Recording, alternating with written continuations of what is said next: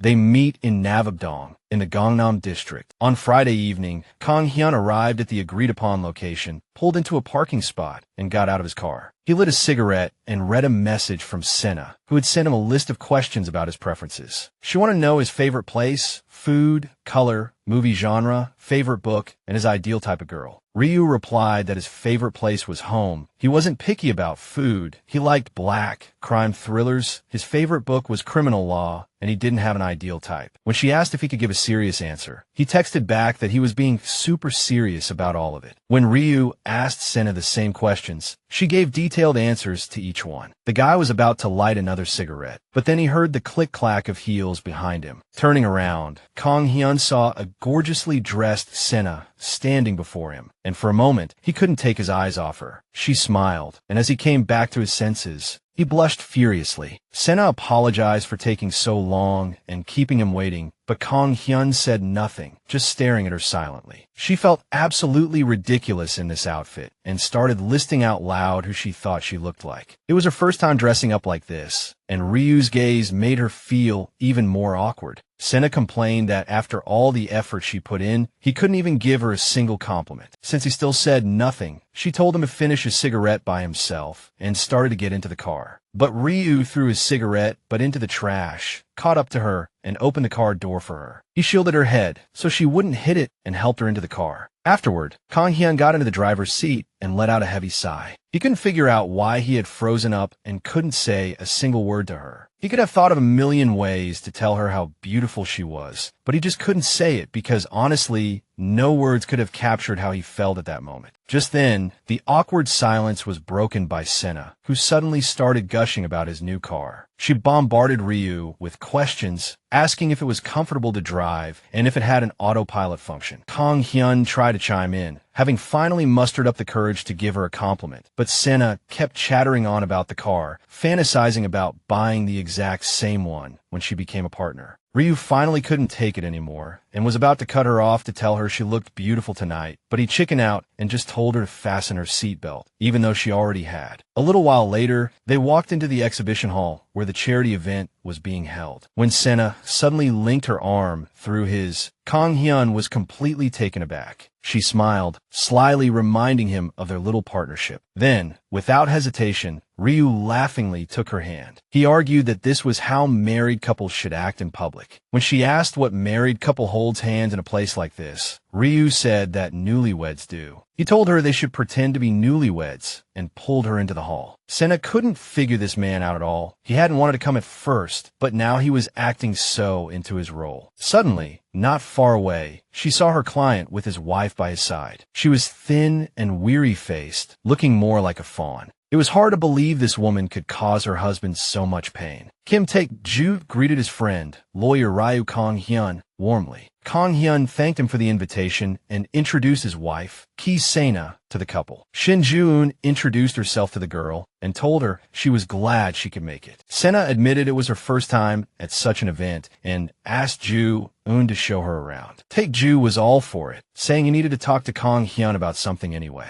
She was about to leave with the hostess, but Ryu stopped her. He took the jacket from her shoulders and had her put her arms through the sleeves. Then Kang Hyun very carefully buttoned it up for her, saying it was a bit chilly and she might catch a cold. Sena found this a bit strange, but Ryu was convinced he was just playing the part of a loving and attentive husband. She thought he didn't look attentive, but ridiculous, but Kang Hyun didn't think it was that bad. As they bickered on the side, Mrs. Shin Ju-eun was watching the whole thing. When Sena returned, she apologized for keeping her waiting, saying she and her husband needed to talk. Shinju suddenly asked the girl if they had married for love. Just as our girl was wondering what to say, the lady pointed out that they were clearly a great match. Shin said she had seen Kang Hyun with her husband before, and he had seemed like a rather cold person. But you can never really know a person, can you? People usually only see what's on the surface. Listening to her, our girl tried to figure out what Shin really wanted from her own husband. The lady explained that she and her husband ran a few charitable foundations. Usually, these events were held in the form of art sales by up-and-coming artists, with a portion of the profits donated to charity. There were some art pieces on display today, and you could bid on them if you wished. Shin intended to show Sena every single piece. The girl was completely absorbed in the paintings. Shinju stopped in front of one and asked Sena what she thought of the piece. She turned, and a chill ran down her spine. The painting filled her with an inexplicable fear. She admitted she didn't know much about art, but this piece somehow gave her the creeps. It was as if something was hiding in the darkness, ready to pounce on you at any moment. Hearing this, Shinju suddenly burst out laughing. The girl was utterly confused, having no idea what she had said that was so funny. She concluded that no sane person would hang something like that in their home. Just then, Shin admitted that it was her painting. Hearing this, she became incredibly embarrassed and tried to explain herself. But Mrs. Ju told her not to bother. She found the girl's comment about someone in the painting wanting to jump out to be rather amusing, even. She couldn't remember what she was trying to capture when she painted it, or if she was feeling angry, sad, or if that was even her at all. Maybe she was just trying to escape from something. But now, Shin suddenly realized that the torrent of emotion she had felt back then was fear. After a pause, the lady asked Sena what she did for a living. She said she was a good judge of character and knew from the first glance that lawyer Kang Hyun was no ordinary man, and Sena, as his wife, was no pushover either. Shin approached the girl and asked if she was a psychologist. The heroine admitted that she was also a lawyer. The lady laughed, saying she knew it. She had guessed right away because her husband is a terrible liar. When Sena asked Shin to show her around, Kim Tak was practically begging to get away, so she knew you were here to see her. The heroine confirmed this and admitted she wanted to hear her side of the story. Shin asked Sena if she would get in trouble if she didn't say anything. The heroine said no and insisted that she could refuse to answer. But then, she sighed and told the girl to follow her. Unable to find a suitable private spot, they went out onto the balcony. Shin asked Sena if she and Kang Hyun were really married, so the protagonist decided to come clean, saying she and Ryu were just colleagues. Shin thought they were actually a good match, a match made in heaven as a couple. But the girl didn't think so. They were polar opposites, from their taste to their personalities. Still, the lady believed that opposites attract, you know. She said she and her husband were too similar, which is why they clashed so often. Since Sena already knew the gist of their story, she asked Shin to pour her heart out. The lady asked if the girl wanted to know why she hadn't divorced him yet, why she hid her husband, or why she lived like this. The protagonist replied that she wanted to know what Shin truly wanted. The lady asked if Sena had ever hated someone so much you wanted them dead, like resisting the urge to strangle them when their back is turned, or stabbing them with a knife in your hand. You know, like wanting to crash the car when you're in it with someone, or wishing they'd be struck by lightning in a storm, or just pushing them off a cliff. According to Shin, that's how she felt about her mother-in-law. It was supposed to be an arranged marriage between two families, but after her family went bankrupt, her mother-in-law began to hate her. When Shin was pregnant for the first time, the old hag came to their house and dragged her around by her hair. Her mother-in-law claimed she was doing it to trap her son. Shin probably, at that moment, unconsciously decided that one day she would get revenge for all the pain and torment. When her mother-in-law finally kicked the bucket, Kim Tak-ju seemed relieved, but Shin herself was devastated that the woman she hated had died so peacefully. She felt it was so unfair that she was prepared to go to hell to get her revenge. So she tried to follow her by overdosing, but she survived. She laughingly asked Sena if her husband had mentioned any of this. She figured Mr. Kim probably didn't know, or he would have let it slip. But Shin herself admitted that her husband had no idea. He was too busy back then. While she was living through hell, he just acted like everything was normal. So Shin started hitting her husband. His mom loved him so much, it was the only way to get back at her. Mrs. Ju turned to Sena and asked her, as a lawyer, if this constituted sufficient grounds for divorce. Any man would be ashamed to admit his wife hits him. If Sena really wanted to know what she was thinking, she hoped he would fall even further. She wanted him to feel what she felt back then, to fall deeper into that living hell every day. But Shin just hurts him, he apologizes, and then he has the nerve to ask for a divorce. Even when his mom was tormenting her, All he did was apologize to them both. They never fought with each other, but Kim never stood up for his own wife. He would support her in private,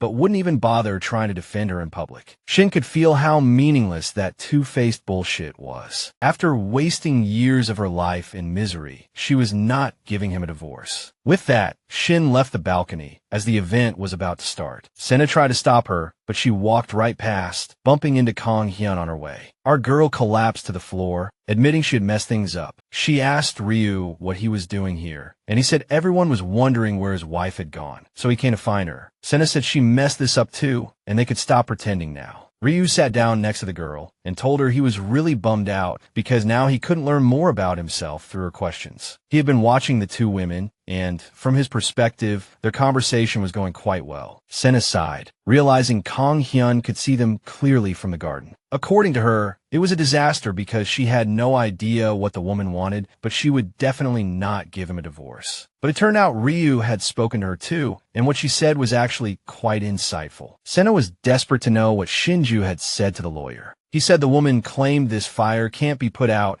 and will only be extinguished when everything has burned to ashes. This must mean she'll see this through to the bitter end. Sena felt like a failure as a lawyer because she couldn't even think on her feet when Shin asked what she did for a living. And here she was, sitting in a salon getting her hair done, planning exactly what to say when she met Mrs. Ju. Instead of asking the right questions, she suddenly got caught up in someone else's drama. Sena couldn't figure out what a couple could possibly want from each other after all that. Maybe it was about splitting shares during the divorce. Listening to the girl's laments, Ryu instinctively reached out to comfort her, but stopped, realizing something. He leaned in closer to her and asked why, out of all legal fields, she decided to specialize in divorce cases. Sena, confused by the sudden question, asked him back why he quit his job as a prosecutor. Kang Hyun grew pensive and replied that he had no choice. She didn't believe it, since he could always figure things out that others couldn't, had served in the special forces, and became a top prosecutor. Ryu said that things don't always go as planned, like when a key part of the plan depends on someone's trust. He immediately changed the subject, suggesting they go inside because it was getting windy. I wanted to stay here a little longer, so I told Kang Hyun to go in first. Without a word, he took off his jacket and draped it over my shoulders. I admitted that I had thought he was a cold person, but his jacket was so warm. I was about to say something else, but I quickly stopped myself and shut my mouth. Ryu waited for me to finish, but I just couldn't get the words out. At that moment, when he wrapped me in his jacket, that warmth made me mistake him for someone else. Kang Hyun tried to figure out why I'd suddenly gone quiet, but I just told him to forget about it. Sena decided to tell him why she became a divorce lawyer instead. People often share their stories with her, and she wanted to understand them. The reasons and circumstances for why everyone breaks up and gets hurt are all different, you know? Sena thought that if she became a divorce lawyer, she would be able to understand and forgive one specific person. When Ryu asked who she was referring to, she told him it was her mom. Without looking up, she wondered what Kang Hyun was thinking, what expression he was wearing now. Was he frowning because of the heavy topic, or was his face blank as usual? Either way, she didn't expect what he would blurt out next. Ryu looked her straight in the eye and simply said that she was really beautiful. Sena was annoyed that he was casually complimenting her now when he was supposed to say it when she came out of the salon. Then it occurred to her that maybe he was just trying to comfort her. Nothing more. With a sour face, she said, "No shit." Of course she knew she was hot. Everyone knew that. Ryu smirked and said he was talking about her inner beauty. He ruffled her hair and added with a laugh that her looks weren't his type at all. His attitude annoyed her again, and she took the chance to say he wasn't her type either. She vowed to seduce him and then dump him. While Ryu doubted she could do it, Sena thought he was just scared of falling for her. Realizing they were both acting like teenagers, the girl suggested they stop bickering. In that moment, she thought that no matter how much her father wanted Kang Hyun as a son-in-law, and no matter what he offered, the outcome was obvious. There was no way this man could have any feelings for her. If everything she wanted came that easily, Sena would never have signed a contract with such conditions. Ryu stood up and suggested they go home, interrupting her thoughts. But when Sena placed her hand in his, he suddenly pulled her close and hugged her tightly. She tried to figure out what on earth he was trying to do. Ryu pulled her closer again and told her that he thought only he could see her true beauty. Suddenly, a problem you've been racking your brain over becomes so easy to solve. You just have to face it head on and bam, the answer appears right in front of you. Whether she was angry, yelling, or giving you that spicy, bad girl look. When she tried her best to make up for her mistakes, or helped everyone with that fighting spirit of hers. The way her eyes sparkled when she talked to him. Every single moment was beautiful in Ryu's eyes. He wished that the parts of her he liked would be seen only by him. Kang Hyun asked if it would sound weird, if he would seem like a pervert, if he said she was even more beautiful. On Monday, Sena walked in her new office, taking it all in. Okay, it was definitely smaller than a partner's office, but it got better light, and there was enough space for everything. She had originally wanted to put her desk by the window, to get some sun, but now she wanted to put a sofa there to make clients more comfortable during consultations. Suddenly, there was a knock on the door, and a delivery man walked into the office. After confirming her last name, he handed her a bouquet of flowers sent in Sungmin's name. Sena couldn't understand why he would send such a gift. It was too extravagant just to celebrate her promotion. She immediately pinched her nose and squeezed her eyes shut as tears were already streaming down because she was severely allergic to flowers. In the note, Sungmin wished for her future to bloom like the flowers. I guess Sena should have told him about her allergy so he wouldn't have wasted his money, though I suppose it's the thought that counts, right? She walked out of her office, trying to figure out where to put this damn bouquet. Just then, she ran into Kang Hyun in the hallway. Looking at his cold face, she flashed back to what he had said to her on the balcony and cursed herself internally for being so flustered in front of him. Sena told herself to get a grip. Ryu asked where the bouquet came from, and she explained that Sungmin had sent it. For a moment, the man's face in front of her suddenly turned darker than a thundercloud. He bluntly called Chi a perverted bastard, which took Sena by surprise. She told Ryu he could have the flowers if he liked them, since she was allergic to pollen. But he said he didn't want them, and she started wondering what to do with them. Suddenly, a brilliant idea came to her. She could give the bouquet to Director K. When he asked why the idea was so funny, Sena answered that her dad has the same allergy. The girl saw the cup in Kang Hyun's hand and asked what the drink was. It turned out Ryu had bought it for her, figuring she didn't have time for breakfast because of the office move. She was impressed by how attentive Kang Hyun was to his staff. They went outside to rest in the shade of a gazebo, and Sena happily drank her beverage. After one sip, she smiled because Ryu had brought her favorite watermelon juice. It's hard to find this juice this season, and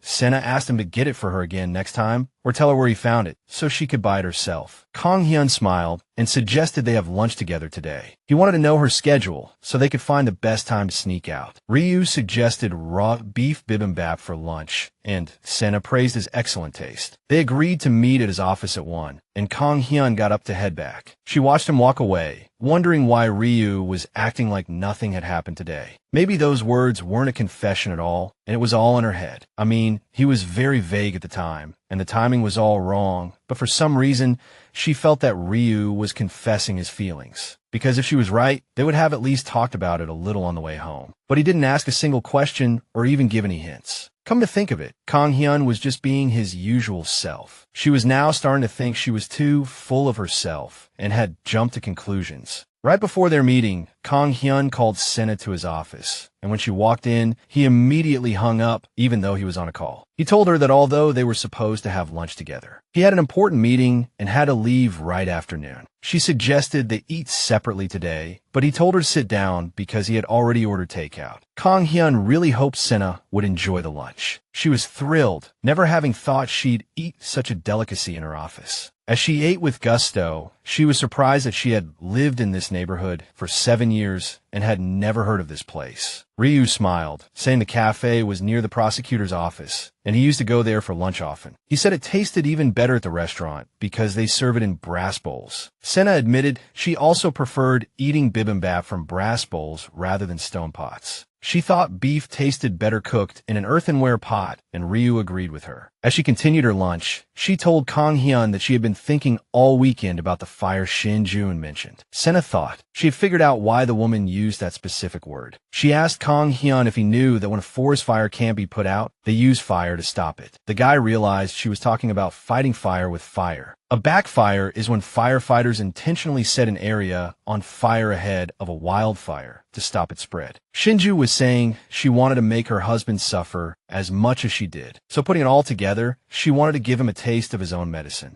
Ryu agreed that when a person vents in only one direction, it doesn't really make them feel better. But Sena couldn't just let director Kim hit his wife. She was so worried she thought about it all weekend and gave herself a headache. Ryu told her to keep eating and asked if anyone had ever told her she was a bit bad at reading the room. She feigned offense, claiming she could read minds since she even figured out that Shin meant to fight fire with fire. Kang Hyun backed her up and again told them to keep eating. Sena promised to forgive him just because the lunch was really that good. She went back to gobbling down her food while Kang Hyun just smiled and watched her. Later, Ryu was driving and replaying their entire conversation in his head. He remembered her saying she could read minds, and a smug smile appeared on his face. Even though Kang Hyun had urgent business to attend to, he didn't want to ditch Sena. So he waited near the restaurant for about an hour before buying the takeout. Ryu had his doubts for a moment, but her happy little face completely erased them. She was exactly the kind of subordinate you wanted to take care of, the kind of person you wanted to be close to. But Kang Hyun also felt something else for Sena, something he couldn't quite put his finger on, but he knew time would tell. For now, he just wanted to get closer to her, one step at a time, slowly. Ryu would open his heart and wait for Sena to figure it out on her own. The only thing that bothered him was that he knew Sungmin was up to something. But that guy didn't deserve to be by her side 10 years ago, and he definitely didn't deserve it now. Though Sena was oblivious, Kang Hyun had already made up his mind to get rid of him. Meanwhile, the female protagonist calls Sungmin. He answers, saying it's even better that she called first than he had anticipated. Sena thanks him for the bouquet, saying it wasn't necessary, and decides to keep the fact that she had been sobbing her heart out to herself. Sungmin tells her not to think anything of it, as the gift was from the heart. He then suddenly adds that he wants to make up for lost time, saying that if he hadn't gone abroad back then, they would have surely become very close. An awkward silence hangs in the air as the female protagonist doesn't know how to respond. Finally, she decides to change the subject and asks Sungmin when he's free so she can make good on her promise to treat him to a meal. Not want to waste any time, the guy suggests meeting tonight. Sena checks her schedule and agrees to go to Sungmin's office to meet him after work. Sungmin says it's settled then, and that he'll be waiting for her tonight. She hangs up, feeling like she did the right thing. She doesn't want to owe Sungmin anything. There's a knock on the door, and it's Lawyer Han standing there. She just dropped by to see Sena's new office and is genuinely happy for her. Sena looks around and tells Lawyer Han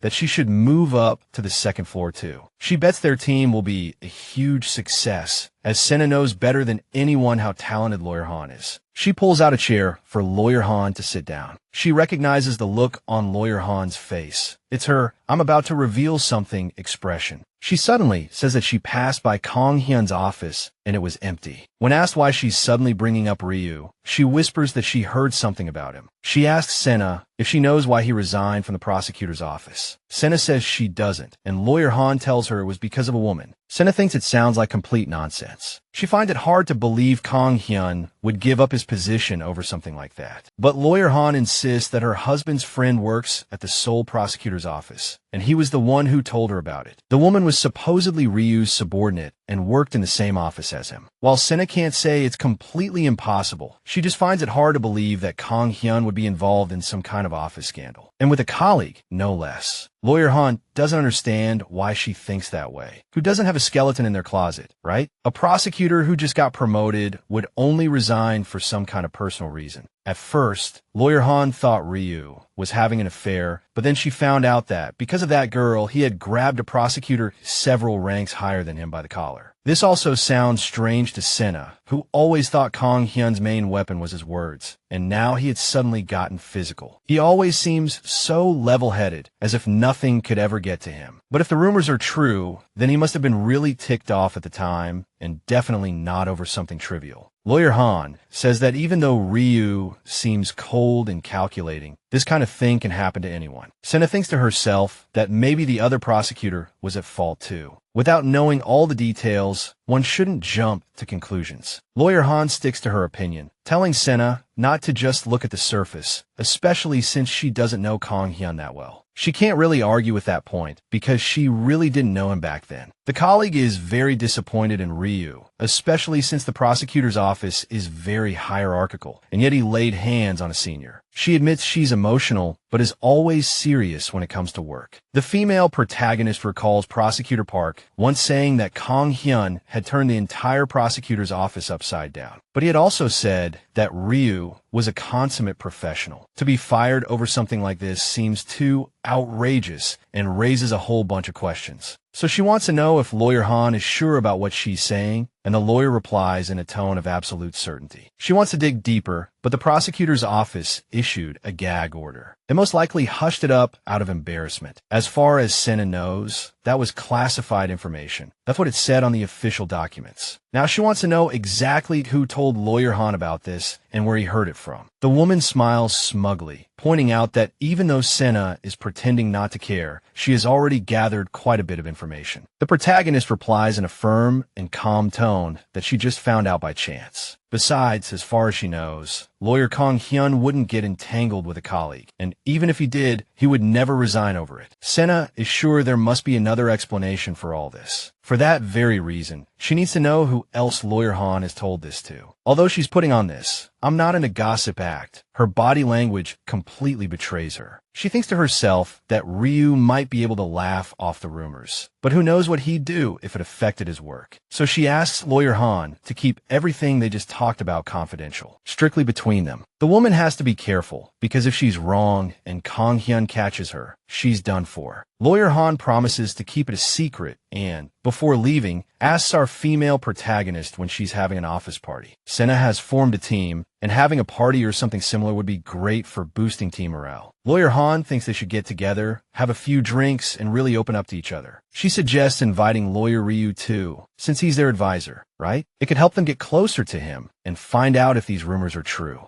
Now alone, the female protagonist wonders if Kang Hyun would really grab a senior colleague by the collar for a girl. She can't even imagine what he's like in a relationship, or who he has even dated. Ryu always seems so aloof, but at other times, he's incredibly considerate. If he doesn't even have a type, who on earth could a man like that possibly date? If those rumors are true, is he the type of person who dives headfirst into a relationship without a second thought? Sena scolds herself for overthinking and forces herself to get back to work instead of letting her mind wander about these things. After work, our female protagonist heads to the restaurant they agreed on, which is near Sungmin's office. The guy practically bounces to the table, excited to be having a nice meal with a beautiful woman. Sena thinks to herself, this is nothing compared to the huge bouquet he sent her. She smiles and tells him that she also invited Kang Hyun to dinner, as she remembers they wanted to meet and Ryu had agreed to come. Sungmin's expression changes in an instant, and she, completely oblivious, is still rambling on about how the two good buddies are still as thick as thieves. The waiter brings their drinks, and Sungmin raises his glass, admitting he'd hoped it would be just the two of them tonight. Sena says that was the plan, but Kang Hyun called her on her way over. As she's talking, flashbacks run through Sungmin's mind. 10 years ago, his girlfriend drove him home, and he helped her out of the car. She was stunned when she saw where her boyfriend lived. The girl compared his small room to her family's doghouse, saying even the dog lived better than him. But Sungmin wasn't offended by her words. He thought of her as just an immature kid who said whatever came to mind. After all, she was used to a different life, having had the good fortune to be born into a wealthy family. She probably couldn't even imagine living in a place as cramped as 280 square feet, with a kitchen, laundry, and toilet all crammed together. He smiled and told her that all students managed to get by, since they had to pay for tuition, rent, and everything else. But Sungmin was happy because he was a student at a top university and could always find tutoring gigs to earn some extra cash. She asked how much he made from tutoring and offered to just give him the money so he could spend more time with her. Sungmin told her not to be silly because he would want to be supported by their girlfriend. He was excited about his exams, dreaming of becoming a lawyer and buying her anything she wanted. The thing is, this girl was the only daughter of the owner of that well-known company. He knew she could be his golden ticket out of his current pathetic life. when she suggested they go to a hotel. He refused, saying he had an exam in the morning and needed to do well to get a scholarship and truly be in a position to repay her. The girl told him she gave him the watch to make him look presentable, not to make him feel indebted to her. She kept trying to persuade him to quit tutoring, forget about the scholarship, and promise she would take care of everything. She was just so lonely because they barely got to see each other. But Sungmin kept saying he couldn't just drift aimlessly. He needed to work hard and make something of himself. He asked her to hang in there a little longer and promised things would change soon. Sungmin knew he had to play the part of the naive boyfriend who only wanted love. He had to blind her with a facade, making her think she had found a genuinely good man. And she fell for it, convinced that he was the only one who didn't want anything from her. She told him not to worry about anything and to just love her. Sungmin made an exaggerated gesture, acting overjoyed that someone loved him so much. He pulled her closer and whispered about how miserable his life would be without her. Kang Hyun, who was smoking in the back, overheard everything. The girl pleaded with Sungmin again to quit tutoring and handed him a card to use for whatever he needed. He put on a show of refusing to take it, but she insisted and had already started the car to go home. She added as a final note that if he loved her, he would take the card. Sungmin didn't argue anymore. He wished her a safe trip and watched the car drive away. As soon as she turned the corner and was out of sight, Sungmin started walking toward his place. Kang Hyun was squatting around the corner, head down, ignoring him. He and Sungmin had entered university at the same time, but maybe because Ryu was quiet or because he was too blunt, no one got close to him. Neither his classmates nor his neighbors knew anything about him, other than the fact that he was first in their department. Sungmin spoke first, asking if Kang Hyun knew him, to which Kang Hyun coolly replied that they both knew of each other. Sungmin decided to press on, asking if Ryu had seen everything that just happened between him and the girl. Kang Hyun made it clear with his entire being that he couldn't care less and started walking toward the entrance. Sungmin tried to stop him, but he just said he didn't give a damn what he was up to.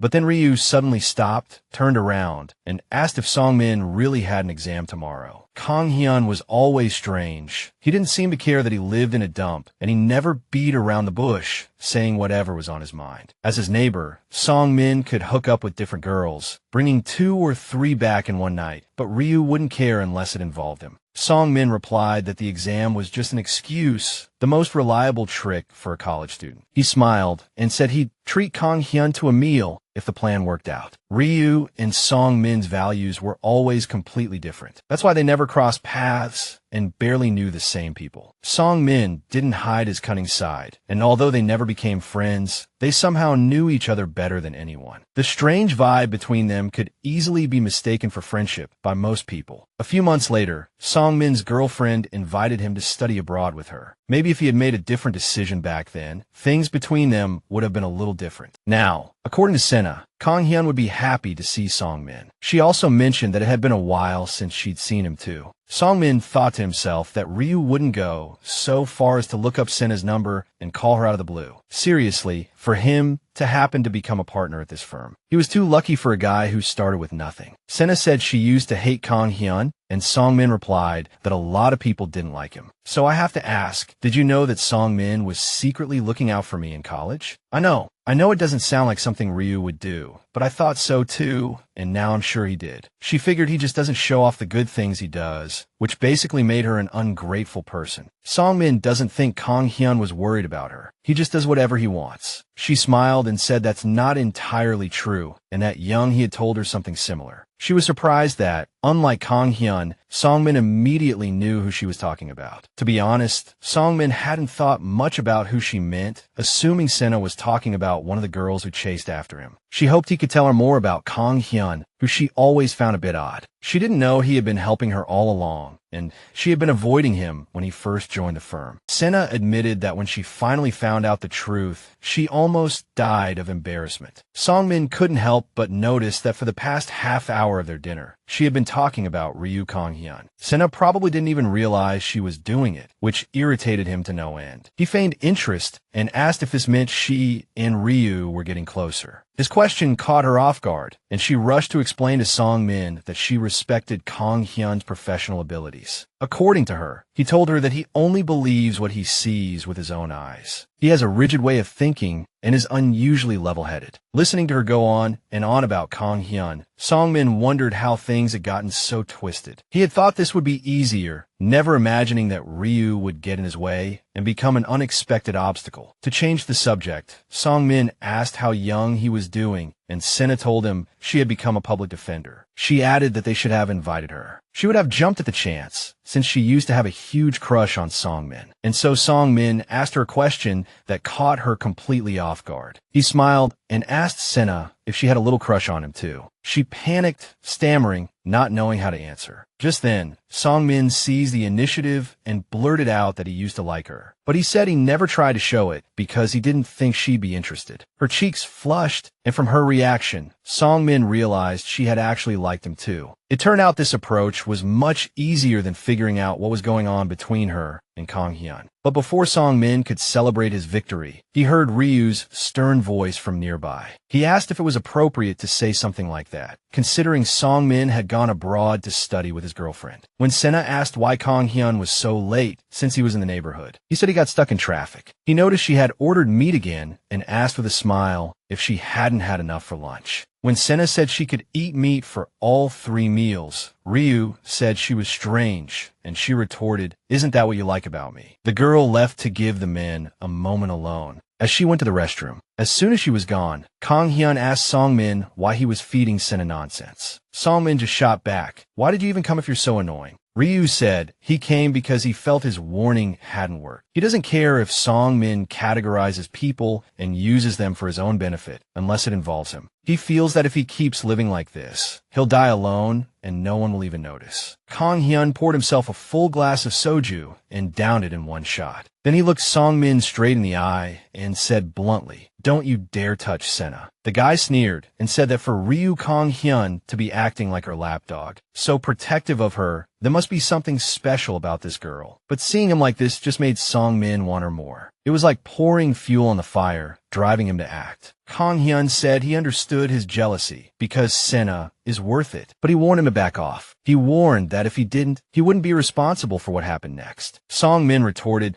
that Ryu shouldn't act like Sena is his woman, since it's obvious they're not a couple yet. In Sungmin's eyes, he looked pathetic, but Kang Hyun didn't care. Because she's worth it. If it's all for her, he doesn't give a damn what he looks like in others' eyes. Although Ryu doesn't care what others think, he still told Sungmin to shut his mouth. Because in his eyes, trash will always be trash. Sungmin said he understood perfectly how Kang Hyun saw him and then downed his drink. But in his opinion, the kid was missing one thing. All trash starts out dirty, so you can't even see the dust on it. Sungmin doesn't think there's anything wrong with using people to get what he wants. Otherwise, you'll be stuck at the bottom forever, and he doesn't think that makes him a criminal. He said that's just who he is. He'd rather have options than settle for what he has. So Sungmin is now going to do as he pleases, because it's been a while since he's seen such good bait. He desperately wants to provoke the self-righteous guy across from him. He said he wants to see what he's really made of. He thinks that would be more fun. A flash of anger crossed Kang Hyun's eyes, and he offered to give Sungmin some real fun. Just then, Sena returned to the table, surprised to find the soju bottle half empty. As she sat down, she asked if they were having some heavy conversation while she was away. After dinner, the 3 of them walked outside, and Sena hailed a cab to go home. Sungmin didn't drive today, and he asked her where she lived. Finding out that Sena lived near his office, he asked to catch a ride with her too. Sungmin said he was so happy to see them that he drank too much and now had a terrible headache. Kang Hyun grabbed Sungmin by the arm, who flinched at the guy's surprising strength. Ryu cut in, saying he could just take a cab and that Sena didn't need to give him a ride. Sungmin started acting very uncomfortable, worried he might get carsick. The girl joined the conversation, saying she'd be happy to give Sungmin a ride, as it was no big deal for her. But Kang Hyun wouldn't back down, and he dragged Sungmin toward the curb. Just then, a taxi drove by, and he flagged it down. Before Sungmin could even say goodbye to Sena, Ryu shoved him into the car. He pointed out that a drunk person shouldn't be picky about such small things. Sungmin glared at him. A few seconds later, the car sped off. She worried if Sungmin would be okay, as he looked very drunk. She was surprised that Kang Hyun didn't seem to care about his friend at all. Ryu smirked and asked, didn't he already say he doesn't have any friends? But they were at a bar then, and Sena thought he was just joking. Kang Hyun insisted it wasn't a joke, which is why he had proposed that she be his friend. When you only have one friend, it's natural to get jealous. you know? But there was no way for Ryu to explain this to this dense fool. He brought up how Sena had said he was difficult to get along with. Now he wanted to know if she still wanted to hang out with him or not. The girl had never seen him like this. Ryu kept getting closer, and Sena had to agree just to get him to back off. But he pressed on, asking how she planned to get along with him and what they were going to do. Kang Hyun said he has no friends and doesn't know how they usually hang out, so Sena would have to teach him everything. She pushed him away, saying it was late and they should both go home. She didn't understand how someone could ask another person to hang out with such a threatening look. Sena crossed her arms and declared that this was why he had no friends. This made Ryu laugh. He took a step closer and reached out his hand as if to say something to her face. But before he could touch her, Sena bolted for the taxi that had just pulled up. She said, "See you tomorrow," and jumped in. Kang Hyun was left standing there, watching the taxi drive away, and let out a heavy sigh. It was perfect timing, and he was annoyed that he had missed it. The next day, she consulted with her team and decided to have a team-building workshop this weekend. It was her first one since her internship, so she felt a little nervous. When Sena went to pick up her car from the car wash, the attendant handed her a bag with something he found under the back seat. She pulled out a tie that looked very familiar. Wait, she took a closer look and realized the thing belonged to Kang Hyun. But Sena couldn't for the life of her figure out how his tie ended up in her car. The day of the company workshop arrived, and she was the first to get to the meeting point. She looked around and complimented Han Yojin on picking such a great spot. Sena plopped down on a lounge chair, thinking she must come back here next summer. Then she picked up her phone, wondering whether she should invite Kang Hyun as well, even though he never even went on university trips back in the day. Still, she couldn't shake what Lawyer Han had said about Ryu quitting his old job because of a woman. If she brought it up here, he might overhear. But on second thought, if she didn't invite him, the rest of the team might be upset. She tried to convince herself that Ryu had employees and didn't necessarily have to be here, that it was no big deal. She was just relaxing in the sun, enjoying the stunning view. It had been a long time since she had relaxed like this. After thinking for a while longer in the tranquility, Sena decided to text Kang Hyun after all. Meanwhile, Ryu had just finished his run and was strolling down the street. On his way home, he opened a message and saw that Sena had sent him a picture of the beach. And by the beach, she was racking her brain trying to figure out what to send next. Every sentence she thought of sounded silly. But just then, her phone suddenly rang, startling her,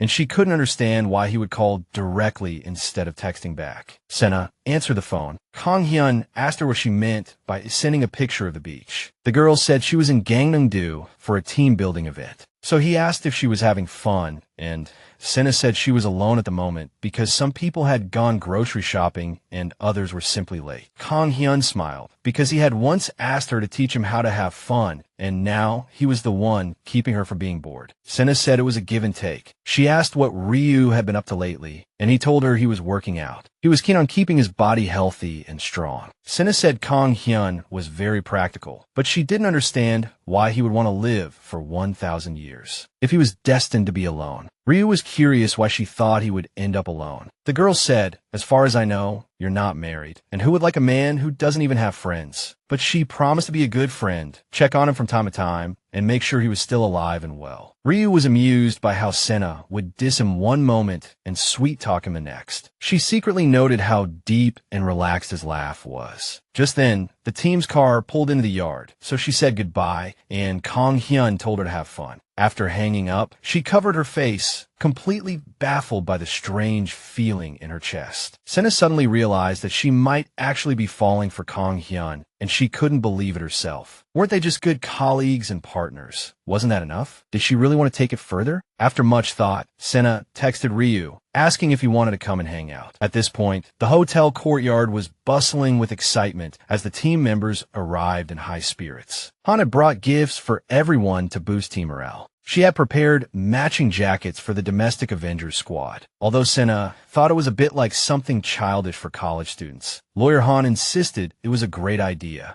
She asked the heroine if Kang Hyun was coming and got a cold reply that he didn't need to come. She explained that Ryu was just a consultant and didn't really belong to their team. Just then, one of Sena's colleagues told her that a cocky bastard was calling. The heroine was startled, realizing she had forgotten to change the contact name. She rushed outside, out of breath, to answer the phone, mentally cursing Ryu's habit of calling back as soon as he received a text. Kang Hyun, who had just showered and was drying his hair, asked, "Isn't it more convenient to just call?" When he asked where she was, Sena repeated that she was at a vacation cottage in Gyeonggi-do. Ryu remembered this and wanted to know which specific vacation cottage they were staying at. He reminded her that she was the one who invited him, but now he suspected she was just being polite. Sena said that was complete nonsense and asked if he was really coming. Ryu asked if she wanted him to come, but she just said that everyone was asking about him. Lawyers Han Yojin and Lee Hyewon had already mentioned several times that they missed Kang Hyun, but Ryu didn't care about them at all. He wanted to know what Sena thought. She was a bit flustered, so Kang Hyun asked her directly, "Did you miss me?" He said he had nothing to do with the others, so that wasn't a reason for him to come, which was why he was asking Sena. After a pause, she finally admitted that she did want him to come. As soon as the words were out, Kang Hyun said, "Send me the address," and stood up from the sofa. Sena hung up and plopped down on the grass, trying to figure out what on earth was wrong with her. After a while, everyone finally gathered around the table, toasting to the team's success. Sena was interrogated. "Who was that jerk who called you? Why were you so nervous?" To avoid arousing suspicion, she acted nonchalantly and said it was just an old friend she hadn't contacted in a long time. She was wondering to herself if Kang Hyun would actually come, and then accidentally said her thoughts out loud. Hearing this, Lee Hyewon pestered her, asking who she was talking about, and Sena admitted it was Ryu. She immediately started fixing her hair and even took out a mirror to make sure she looked good. She said that even though Mr. Kang Hyun could be extremely difficult at times, she still thought he was great. Sena had heard that Lee had been scolded for directly asking Ryu if he was seeing anyone, and now she was saying that even if he ignored her, she would be happy just to see him. Hearing this, that strange feeling surged in our heroine's heart again, as if her heart was being squeezed for some reason. She grabbed the first drink at hand, a super strong cocktail, and downed it in one gulp despite her colleagues' protests. Everyone noticed Sena's face turn pale and was worried, but she insisted she was fine. She escaped to the restroom and looked in the mirror, finding that she really did look as pale as a ghost. Sena took out her lipstick and put some color on her bloodless lips. Then she fixed her hair, and now it was as if a completely different person was looking back at her in the mirror. When Sena walked out of the restroom, she ran right into Kang Hyun, who had just arrived. He had just arrived. She broke into a wide grin, not hiding her joy at seeing him. Ryu noticed and smiled back, looking directly into her eyes. They stood like that for a moment, gazing at each other in silence. The quiet moment was broken when Kang Hyun's colleagues rushed over to greet him. He was handing out coffee, and among the cups, one of the lawyers noticed a drink that was definitely not coffee. Ryu explained that that one was brought especially for Sena. She remembered once asking him to buy her watermelon juice sometime and thanked Kang Hyun, blushing. When everyone returned to the table, a colleague asked Ryu if he had any plans to get married. Kang Hyun said, "Why the sudden interest?" The man admitted that his family had been pressuring him to go on blind dates. But whenever he met a girl from a good family, she would disappear without a trace the next day. Another colleague chimed in, "Isn't it better to marry for love?" Han Yojin joined the conversation, declaring that it was much better to live alone. She said the biggest mistake she ever made was marrying someone in the same profession. Listening to them, Sena looked at Kang Hyun, wondering what his thoughts on marriage were. Han was still complaining that her husband never noticed her at home, and if she was working, he would ask why she wasn't doing housework. Yojin suddenly turned to our heroine and told her to think twice if she decided to marry that jerk. Just as Sena was mentally cursing her colleague for bringing him up,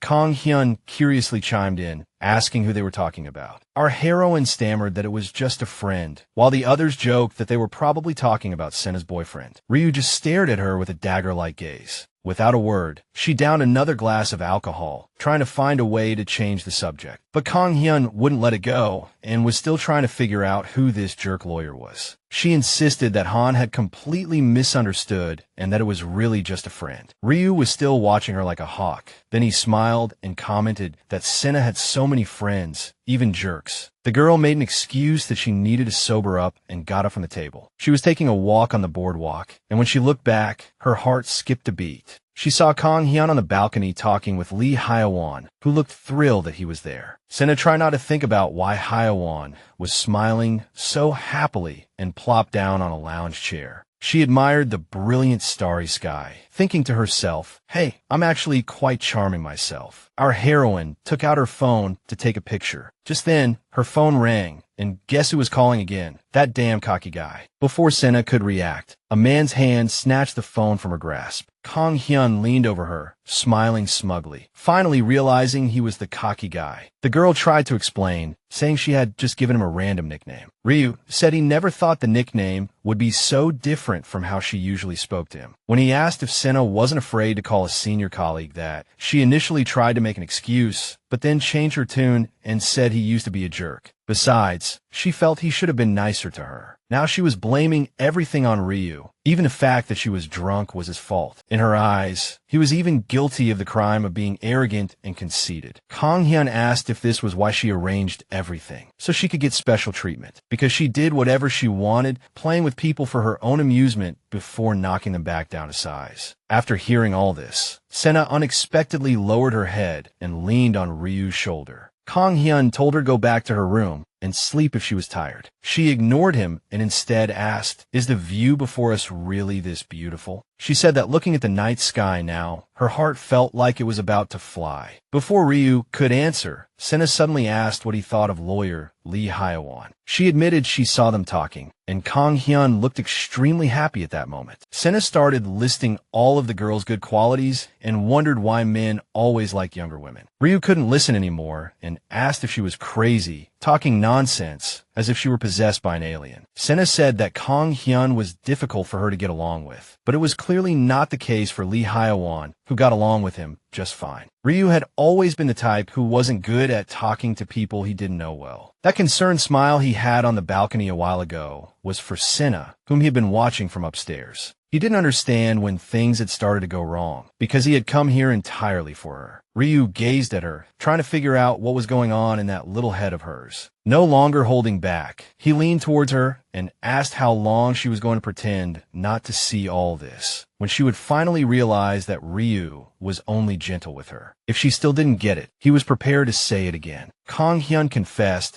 that he only felt this way about Sena. She repeated his words a few times, and Ryu was already regretting bringing it up while she was drunk. But then, Sena suddenly moved closer and asked him to say it again. Kang Hyun gently caressed her cheek, pulling her closer into a tender kiss. A moment later, she suddenly opened her eyes and pushed Ryu away. He asked if that was enough of an answer for her and suggested they go back, as it was getting cold and she might catch a cold. But Sena replied that it wasn't enough, then reached out, wrapped her arms around Ryu, and kissed him. Sungmin, relaxing in his apartment in a bathrobe, texted the girl to ask her out. But she wrote back that her weekend was already packed with plans with her team. So Sungmin scrolled through her social media photos, trying to figure out if she was really that busy. He messaged her that the photos were nice, but privately he was going crazy. When he first met Sena at K Company, it was obvious she kept her distance from Kang Hyun. But now it seemed they had gotten much closer. Judging from the photos, in a very short time, Ryu had even joined her team for some kind of team-building event. Sungmin thought to himself that the bastard was doing all this just to piss him off. Just then, his phone rang. It was Chairman Hwang Hee-chan of the Hwang Group. There could only be one reason for that man to call him on a weekend. As soon as Sungmin answered, an angry roar came from the receiver. Hwang Hee-chan ordered him to find Yura as soon as possible and take care of it before things got worse. Hwang Yura was the chairman's Achilles heel, a thorn in his side. Although she was almost 30, the wealthy heiress of the Chable family had always lived in the public eye. On top of that, Yura was always flaunting her extravagant lifestyle on social media. Sungmin's entanglement with this girl dated back to his time studying abroad in the U.S. The girl who seemed willing to do anything for him had dumped him to marry for money in his third year, right before he got his international law license. It wasn't that Sungmin was foolish enough to fantasize about a future with a Chable heiress, but the timing was terrible. No matter how hard Sungmin tried to succeed and climb the ladder, he felt like he was running in place. He wasn't lucky enough to be born with a silver spoon, and sometimes Sungmin even thought it would be better if he were an orphan. His father was a security guard in some old building, and his mother ran a small restaurant in the market. Since he was young, Sungmin believed that if parents couldn't provide a good life for their children, they shouldn't have them at all. Just when he felt all his efforts were in vain, Yura entered his life and changed everything. So now, thinking that Yura had been quiet for a while, he called to ask for details. They told him a post about Miss Huang had appeared online, which they had urgently deleted, but reporters had already spread the scandal. Sungmin, getting dressed, asked what the article that caused such an uproar was about. The person said it was about abuse of power, and the problem was, while it wasn't the first time, this time her target was someone from the entertainment industry. This time there were also photos of her naked, pouring alcohol on herself. Sungmin didn't want to hear anymore. He promised to handle it and hung up. Yura was a smart and charming girl, but only a few knew how ugly and disgusting she was on the inside. Her true nature was like a rat living in the sewers. This was exactly why Sungmin needed Sena, to escape from that hell. The team building was over, and after having a great time, everyone was on their way home. Kang Hyun wanted Sena to ride in his car so they could talk about something important. She suggested they take her car instead, since Ha Chang-soo's resume said he could drive. Ryu told him to drive Sena's car. She just watched it all happen, trying to figure out what on earth Kang Hyun was up to. Once in the car, she wondered what incredibly important thing he had to say. Unable to bear the awkward silence any longer, she directly asked Ryu what was wrong. But he suddenly hit his head on the steering wheel and let out a heavy sigh. It seemed his premonition was right after all. The heroine started to freak out, not understanding what was happening or why Ryu had been sighing at her all morning. It finally dawned on her that he wanted to talk about last night. A glimmer of hope flashed in Kang Hyun's eyes, hoping that Sena actually remembered what happened yesterday. But that glimmer of hope quickly died when she asked if she had said something wrong last night. She suddenly remembered that Ryu knew what she had saved his number as and thought he was referring to that. But Kang Hyun said that he was the one who made a mistake yesterday. He gazed in her eyes and admitted it was a huge mistake. Sena racked her brain to remember what happened yesterday after she got up from the table and left Ryu alone. Thinking he was angry because she just ran off to sleep, she tried to explain that she sleeps like a log when she drinks. However, Kang Hyun gave her a strange smile and asked if she was sober enough today, and Sena said yes. Hearing this, Ryu traced her lips with his finger and suggested that maybe she should let him make that mistake again. With that, he leaned in toward her lips. She shrank back,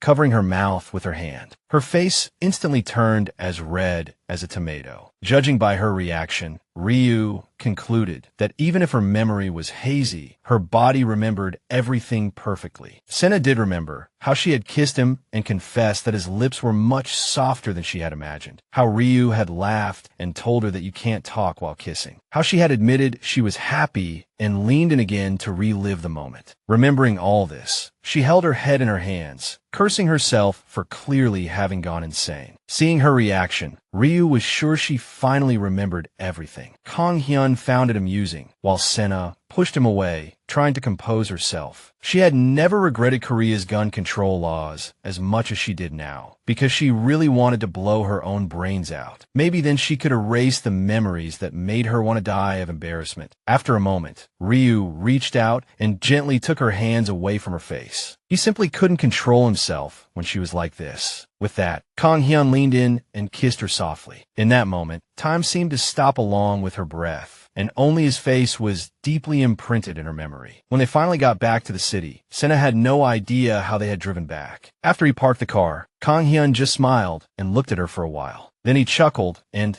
said it was the first time he had seen someone sleep with their eyes open. The heroine couldn't understand why that silly smile on his face looked so good to her. Ryu touched her cheek again. Sena felt like her heart was about to jump out her chest. She shied away from him, grabbed the door handle, and prepared to bolt from the car. The girl tried to jump out of the car, but forgot she was still wearing her seatbelt and was yanked back in her seat. She suggested they talk later because she had a splitting headache. Kang Hyun told her to wait and reach for her again, but she yelled that she was really exhausted from drinking too much last night. Sena was at her wit's end, trying not to explode at his persistence. But then she realized that Ryu was just reaching over to unbuckle her seatbelt. Sungmin knocked on the door for a while before Yura finally opened it. She complained that he had woken her up, forcing her to get out of bed, and could barely stay composed. Sungmin walked in to talk. The room was a mess, with empty bottles and cash everywhere, and half-naked men and women passed out on the floor. One of them looked up and glared at Sungmin with pure hatred. Sungmin leaned down and told him to take his buddies and get out, unless he wanted to sleep with the fishes. Yura got angry and told him not to scare these innocent people. She told everyone it was okay, that he wasn't some gangster, just her lawyer. As they said their goodbyes, Yura told the guys not to forget to take the money she had thrown on the floor. Before letting them go, Sungmin demanded to see their phones to check for any indecent photos. Yura told him to relax, because even if there was anything, money could solve everything anyway. Sungmin told her to shut up and at least get dressed first. After deleting all the files from the runaway guy's phone, he was about to do the same to Yura's photos, but she wanted to send them out. Sungmin wasn't having it and demanded she hand over her phone immediately. But first, she wanted to know what on earth he was doing here. She wanted to know what had made him so angry this time, what she had done to piss him off again. Sungmin wanted the name and address of the guy from the leaked video that had caused the uproar. Although Yura claimed not to remember the guys, the lawyer told her she'd better rack her brain if she wanted to continue being rich. The woman started rattling off a string of names, not even sure if it was one person or two. Sungmin was about to lose it. He couldn't believe she couldn't stay out of trouble for a single day. His frustration amused her, and she almost cried with laughter. She wondered what was wrong with Sungmin, acting so strangely. Yura guessed it must have something to do with that chief lawyer position. We're talking about the position that Ryu Kang Hyun rejected, even though they offered him a salary of billions of won per year. Yura knew that Ryu's rejection had completely wounded Sungmin's pride, and she smiled smugly, asking if she should just ask her dad to give him the position. Sungmin told her to drop the annoying subject. Yura didn't see why she should, since she could totally get him that position. But Sungmin didn't need it, because he was tired of constantly cleaning up her messes. Yura pulled him closer and asked if he had found a new master now that she had loosened the leash a bit. He shouldn't even think about it, because he knew better than anyone what she had done in the US, and she would never let him go. She smiled and reminded Sungmin that they were in the same boat. Our heroine was psyching herself up in the office hallway just to be able to walk to her own desk. The problem was, to get there, she had to walk straight past Kang Hyun's office. She had intended to sneak past while Ryu was making coffee to avoid an awkward encounter, but as luck would have it, he turned around just then, facing the hallway. At that very moment, their eyes met, and Sena caught a hint of sadness in his. Instead of stopping, she rushed into her office and slammed the door shut with a bang. She couldn't shake the thought of how surprisingly handsome Kang Hyun looked today. A second later, she received a text from Ryu, saying she could at least say hello, as he wouldn't bite. There was a knock on the door, and the chairman's assistant walked in. He said that Mr. Kachansu wanted to talk to his daughter and asked her to come over for a cup of tea. As soon as the girl walked into her father's office, he asked, "When do you plan on fulfilling the terms of the contract?" Startled by the sudden question, the girl nearly choked on her tea. Her father didn't expect her to tell him she was already at her wit's end, did he? Sena didn't understand why he was so worked up when she hadn't said anything yet. She told her father to calm down and assured him she would handle everything, but warned him not to cry when she took his shares. Kachansu believed his daughter could do it. Then, he asked if she had received any strange calls recently. She couldn't recall any, and if there was nothing else, she was ready to leave. Walking down the hallway again, Sena nervously glanced at Kang Hyun's office, but his voice suddenly sounded from behind her. The girl jumped in surprise and snapped, "What's wrong with you?" Ryu was still waiting for his greeting when Lee Hai-won appeared. Sena pulled away from Kang Hyun, claiming she had been swamped all morning. He said he would pretend to believe her and suggested they have lunch together. She grabbed Lee Hai-won's arm, saying she had planned to have lunch with her today anyway. Ryu was disappointed, as he had promised to treat her to something delicious. Sena had spent the whole weekend wondering why Kang Hyun was acting so strangely around her. If she had lunch with him today, she might end up in the hospital with stress-induced gastritis. She told him they would have to postpone lunch for another time, as she and Lee Hai-won had some girl talk to catch up on today. Hai-won left first, leaving the two of them alone. Sena asked Kang Hyun where he had been and what he had been busy with. Ryu said he went to the personnel department to check the file of the department head he mentioned last time. The man had worked there for about 15 years, and now he was giving it all up to join Kang Hyun's side. But when asked how he managed to scout such a valuable talent, Ryu just smiled and said it was a company secret. Sena promised to keep it a secret. Kang Hyun remained tight-lipped, and she chased after him, begging him to tell her. She didn't understand why he wouldn't open up, and it was starting to annoy her. Ryu suddenly stopped, and she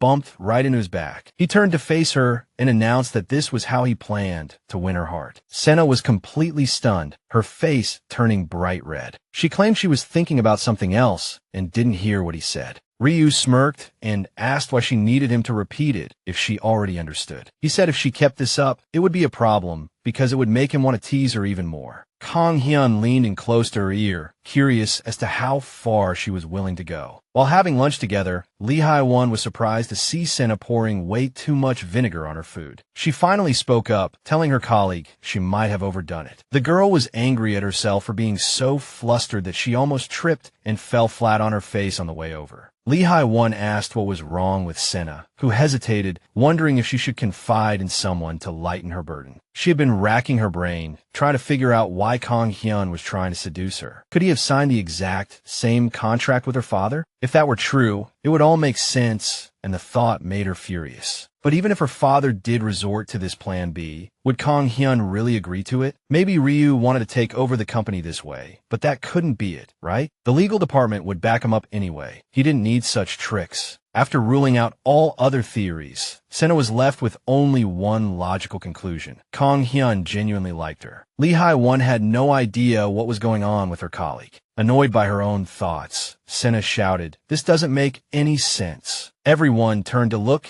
and Lee Hae-won told her to calm down, reminding her they were in a restaurant. The girl apologized for her outburst, blaming it on a case she was working on. Her colleague suggested she just eat and try to get her mind off work. Then she blurted out that Sena and Mr. Kang Hyun seemed to be getting along well. Just the other day, when they were talking in the hallway, the smile on Ryu's face was one Lee Hae-won had never seen before. Suddenly, Hae-won had a wild idea. Maybe Kang Hyun had been so cold all this time because he and Sena were secretly dating. She swore she had a sixth sense for this kind of thing and had never been wrong. She assured her colleague that she would pretend not to suspect a thing. Sena told her to stop with the useless chatter and just eat. After lunch, our heroine headed to Ryu's office, determined to get to the bottom of things. Without looking up from his documents, Kang Hyun asked if she had brought the court files. He claimed the case needed a review because the prior precedent was not applicable at all. Sena realized Ryu was angry about work and the atmosphere was all wrong, so she decided to slip away quietly. Meanwhile, the man was still rambling on about the hearing scheduled for the day after tomorrow. He finally looked up and noticed Sena had been in his office the whole time. He asked with a smirk what she was getting all worked up about now. At this moment, the heroine was completely captivated, gazing at him and noticing something strange she had never seen before. What an absolute fool she was for not realizing sooner what that gentle expression on his face could mean. Sena decided not to waste any more time and asked Kang Hyun directly if he liked her. If it were true, she knew he would frown and ask what the hell she was talking about. Then she would act nonchalant, as if nothing had happened, and just ignore it. Maybe the whole thing really was just her imagination. Her imagination was running wild, as if drunk, and she might have been overanalyzing his words and actions. Leaning against his desk, Kang Hyun smiled silently, watching the various emotions play across her face. Now she was getting angry, asking why he was smirking. But Ryu couldn't tell if she was being dense or just too interesting. Sena told him to stop playing with her and just say whether he liked her or not. If he did, she wanted him to give up because she had just gotten out of a relationship. Kang Hyun had seen her at the wedding with his own eyes, so she wouldn't be starting any new relationships anytime soon. Ryu crossed his arms and replied, "Coolly fine, whatever." Sena was shocked by his reaction, wondering if he had even understood her. Kang Hyun thought she had made it perfectly clear that she didn't want to date anyone right now. But she didn't know how they were supposed to act around each other, since they worked together and saw each other every day. Ryu sarcastically repeated her words, as if he had no idea what to do either. He said the problem now wasn't that she didn't like him, just that she didn't want a relationship right now. Kang Hyun took a step closer to Sena, and she told him to back off and talk from a distance. But the guy as if he hadn't heard, continued to approach, saying they had to figure out some kind of compromise. Sena felt it was more of a threat than a compromise. Kang Hyun, looking clueless, didn't understand what her problem was. He leaned in close to her and said he would wait until she fell in love with him. Sena told Kang Hyun to stop messing with her, but he was convinced that no one in their right mind would give up the chance to wait for a girl they liked. She told him straight to his face 3 times that she would never fall for him. But Ryu was ready to make a bet on it, and if he lost, he would do anything Sena told him to. Anything at all. Back at her desk the next day, she was racking her brain, trying to figure out what on earth she had done last night. She had given in to Kang Hyun's pressure and agreed to a bet just to see who would win. She had yelled at him not to come crying back to her later, but Ryu just smirked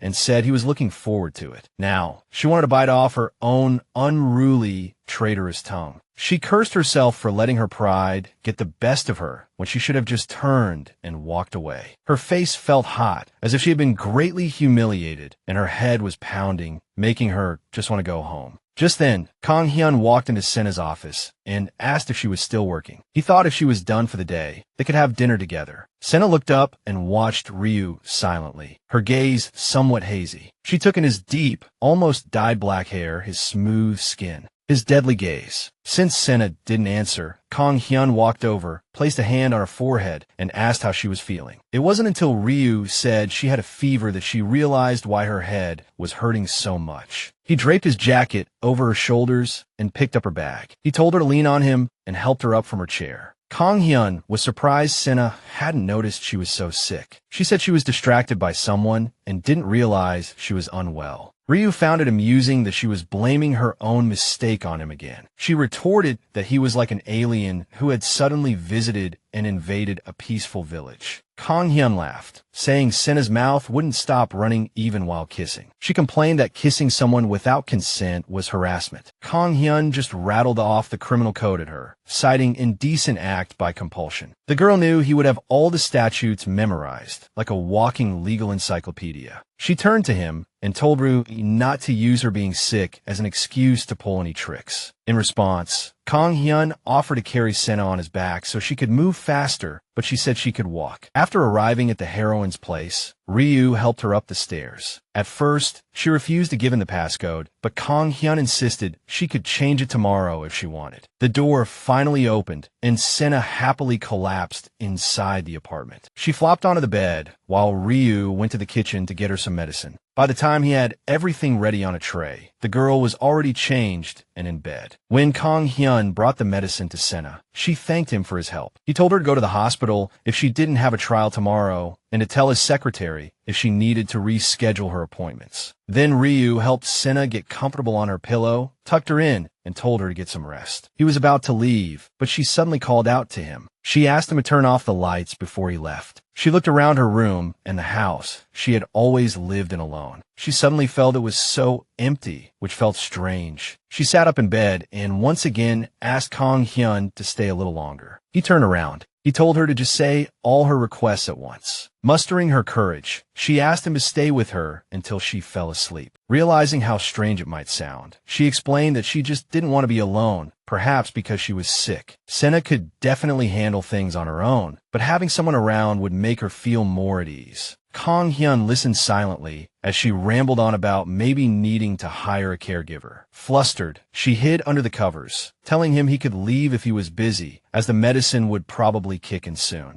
Then she would pass out. Lying under the covers, she was already starting to regret making the request. Suddenly, she heard Ryu's voice by the bed, saying he didn't want to just sit on the floor. He took off his jacket and asked if he could lie down next to Sena. Then Kang Hyun lay down on top of the covers and told her to sleep peacefully. Watching the sleeping girl, he whispered that she was really testing him now. Ryu reached out and stroked Sena's soft hair. He told her not to provoke him, but what else could this be called? Kang Hyun had never been one to be swayed by emotions. Even when he was a regular prosecutor, he left his work partners without a second thought. No sadness, no regrets. Just a feeling that they might meet again someday if the opportunity arose.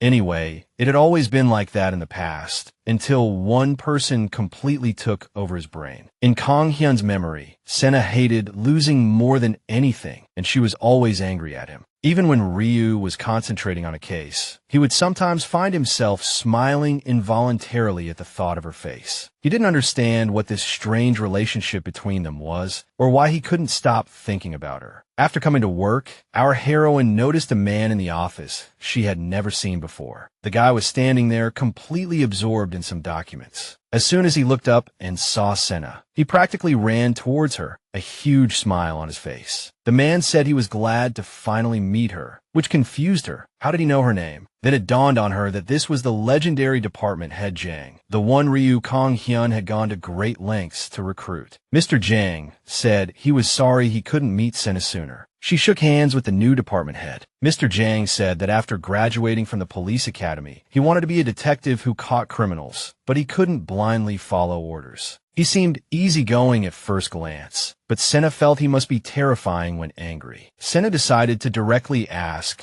Mr. Jang the question that had been bothering her. The man froze for a moment, then burst out laughing like a madman. Sena arrived at a client's office for a consultation. Suddenly, someone called her from behind, and the girl turned to see Sungmin standing there. He asked how Sena ended up at his company, because she couldn't have come all this way just to see him, right? After so many text messages, Sungmin was happy to see her in person. He suggested they grab a coffee since she was here, but Sena refused, saying she had a client meeting. She said it would have been a perfect alternative to a date. She pointed out that Sungmin was good at saying what women wanted to hear and must be popular at his company. But Mr. Choi replied that he wasn't trying to impress other women. He wanted to say what Sena wanted to hear. Sungmin suggested changing the subject and going to the coffee shop, as he had a question for her. He couldn't finish his sentence because a car pulled up in front of them. The door opened and Yura stepped out. As she walked towards Choi Sungmin, the woman called him the new team leader, which took our heroine by surprise. Sungmin asked what Director Huang was doing at the company. Yura didn't think it was a big deal, saying that even as a nominal director, she could come by whenever she wanted. She told Sungmin to stop playing dumb, and he grabbed the furious Sena's hand and told her to get lost. According to Yura, she was here to see the team leader, and she only needed to talk to him here. She demanded that Sungmin let go of the girl and come with her. Our heroine was stunned by the bitch's audacity, and it was clear from Mr. Choi's face that he was not happy. But he quickly put on his usual smile and apologized that it seemed they couldn't have coffee today. Sungmin promised to visit Sena's office next time to see her new place. Despite his efforts to act nonchalant, our heroine could see he was not okay. As our heroine headed to her client's office, she couldn't figure out why the address was so familiar, but now it all made sense. A family blog had recently posted a seemingly unremarkable story about a woman who lost her husband. It felt like fate had brought these two together. They worked side by side, and soon after, they were going home together and having dinner together. The couple, who had known each other for 6 years, dreamed of having a small wedding when they could finally afford it. The man had been neglected and abused by his parents since childhood, so he had basically lived his whole life like an orphan. He and the girl saved money for 6 years and finally bought a small apartment on the outskirts of Seoul. The girl who lost her parents at a young age and the man whose parents were demons had a small wedding with only a few friends invited. They postponed their marriage registration to go on a honeymoon, where they went parasailing. But a sudden gust of wind came, and the man was tossed about like a kite. The two people who dreamed of a happy family life lost that chance due to a freak accident. If you're not legally married, you have no right to inheritance, even if it was technically their stuff. When one partner dies, everything goes to their family. So when she contacted his family to discuss the funeral, she got a harsh lesson in reality. The parents, who had basically disowned him, swooped in and took everything as if it were their due. They took every penny he was entitled to, including his life insurance and pension. Our heroine went to her client, Kim Joo-hee, who was already waiting at a coffee shop. The lawyer felt sorry for making Sena come all this way, especially since she was the one who needed help. She sat across from her and held her client's hand with great sympathy. Because Joo-hee's story had deeply moved her, she promised to do everything in her power to help. So she told her to cheer up and suggested they start with a frank conversation. Sungmin walked into his office, exhausted and angry. Yura was already there, sprawled in a chair with her feet on the desk. Ignoring his order to take her feet off the desk, Director Huang wanted to know who she was and where he found such an idiot. With a smirk, she wondered where Sungmin had hidden the hypocritical face he was putting on outside. She felt the girl was clearly clueless about his dark side. Yura was surprised Sungmin hadn't figured out what she wanted from him yet. She said since he was still trying to run, she needed to tighten his leash. Director Huang was puzzled. Did that girl really take in a stray dog like Sungmin?